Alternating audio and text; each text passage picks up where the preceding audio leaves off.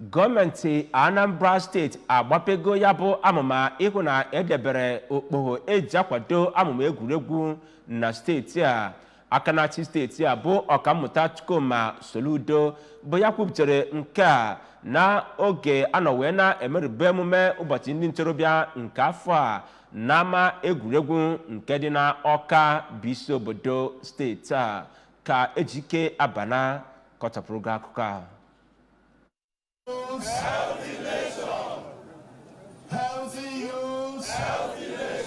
Ka a na-amalite ya bụ ihe mmemme, aka na-achị steeti a bụ Ọkammụta Chukwuma Soludo ya na Oriakụ ya bụ Nonye Soludo gara nnọọ ije gburugburu ya bụ ogige ebe egwuregwu na ihe karịrị kilomita 6. Ndị ọzọ sonye na ya bụ ihe mmemme gụnyere osote aka na-achị steeti a bụ Dọkịnta Onyekachukwu Ibezim, okwupụta okwu nke ụlọ omebe iwu steeti a bụ Right Honorable Somtochukwu Udeze, onye odeakwụkwọ kpụtọrọkpụ nke steeti a bụ Ọkammụta Solochukwu Lobelu, onye ji ọkwa Chief of Staff nyere gọvanọ steeti a bụ Maazị Enes Ezeajụghị ya na imerime ndị ọzọ. Aka na-achị steeti a bụ gọvanọ Soludo rụtụrụ aka na ndị ntorobịa nwere ahụike bụ nnọọ isi sekpu ntị n'ihe gbasara obodo ọbụla, ịhụ na ya bụ obodo nwere ahụike, ebe ọ rụtụrụ aka na ndị ntorobịa abụrụ naanị olileanya nke obodo ọbụla nwere, kama na ha bụ ide obodo ọbụla ji wee kwụrụ, ebe ọ kọwara na ọchịchị ya na-agbasi mbọ ike ịhụ na ndị ntorobịa so n'ihe ekwe na-akụ n'ihe gbasara ọchịchị nakwa ihe niile gbasara steeti a. Gọvanọ Soludo gara n'iru kwupụta na egwuregwu bụ nnọọ ihe na-ewulite akụnụba obodo ọbụla, nke kpatara ọchịchị ya ji ghara iji ya bụ alaka kwa na-eti epele, ebe ọ kpọkụziri ndị ntorobịa nọ na steeti a ka ha bụ ndị ga-agbanyesi ike ịmụta aka ọrụ dị iche iche, dịka ọchịchị ya wepụtara amụma dị iche iche iji wee kụziere ha ọrụ aka dị iche iche ka ha wee nwee ihe ha na-alụ ha ji enyere onwe ha aka. Ya bụ aka na-achị steeti a gara n'iru kwupụta na mgbe na-adịghị anya na a ga-enwe ihe a kpọrọ Anambra Solution Football Club, ebe o kwupụtaziri na njedebe nke ọnwa Septemba nke afọ a na ndị niile mụrụ aka ọrụ dị iche iche na ya bụ amụma ọchịchị ya wepụtara akpọrọ One Youth Two Skills Training Initiative n'aha bekee ga-abụ nnọọ ndị a ga-enye ngwaọrụ nakwazi ego ha ga-eji wee bido ihe amụta n'oge ya bụ ihe nkụzi. Kọmishọna na-ahụ maka ndị ntorobịa na steeti a bụ Maazị Patrick Ayamba kwupụtara na ụbọchị ahụ bụ nnọọ ụbọchị ewepụtara iji wee cheta mkpa ndị ntorobịa dị wee nye obodo ọbụla na mba ụwa gbaa gburugburu. N'aka nke ya, onye ji ọkwa chairman nke Anambra Sports Development Commission bụ Maazị Estate onye dum kọwara na ya bụ amụma gọọmenti steeti a wepụtara iji wee hụ na ndị Anambra na-emesepụ alụ iji wee na-ebi ogologo ndụ ma nwee alụ isi ike bụ nnọọ nke dị oke mkpa iji wee hụ na obodo a bụ nnọọ nke jupụtara na ndị nwere ezi ahụike.